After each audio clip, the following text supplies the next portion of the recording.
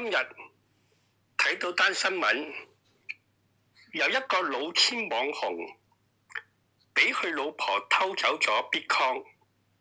其實呢啲係冇新聞價值嘅，只能作為一個茶餘飯後嘅笑柄同埋花邊新聞。點解佢老婆會偷走佢嘅 Bitcoin 呢？呢啲其實雙方面都唔信任對方，咁點樣做夫妻啊？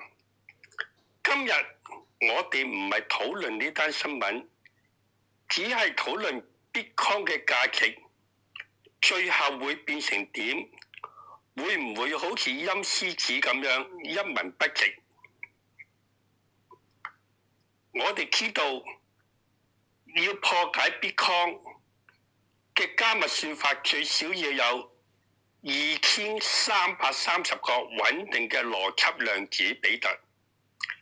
而家全世界最勁嘅量子電腦就係 Google 嘅量子電腦，佢係含有200個比特。IBM 就計劃喺2029年生產200個比特嘅量子電腦。富士通就計劃喺2030年生產250個比特嘅量子電腦。根據目前嘅資料，想要破解 Bitcoin 呢，起碼仲要10幾20年。但係我哋唔好忘記，間中都有睇到啲新聞，有啲黑客係偷走一啲 Bitcoin 嘅。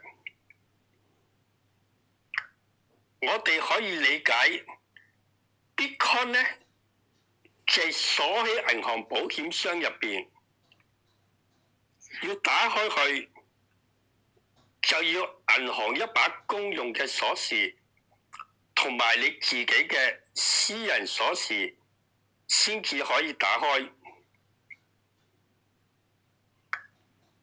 而家黑客最常用呢係有3種方法。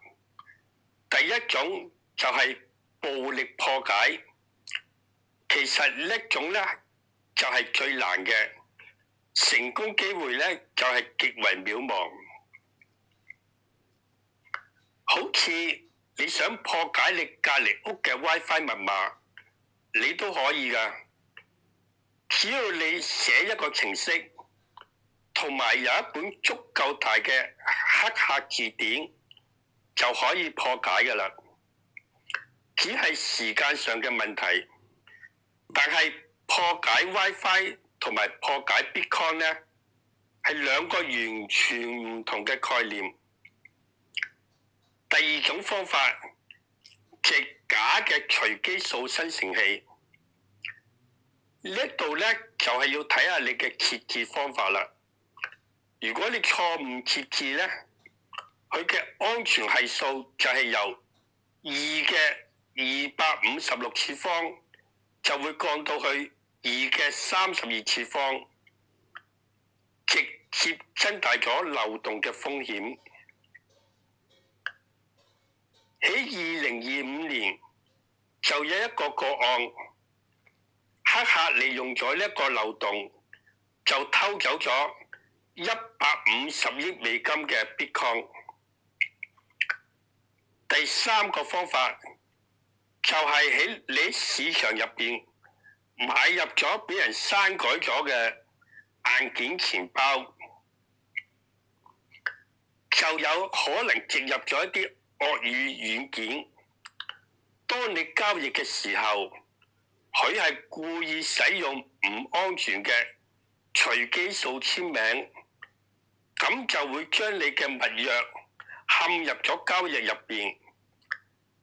黑客只需要喺區塊鏈入邊揾到2種呢個交易，就能夠反推出你嘅私人密鑰。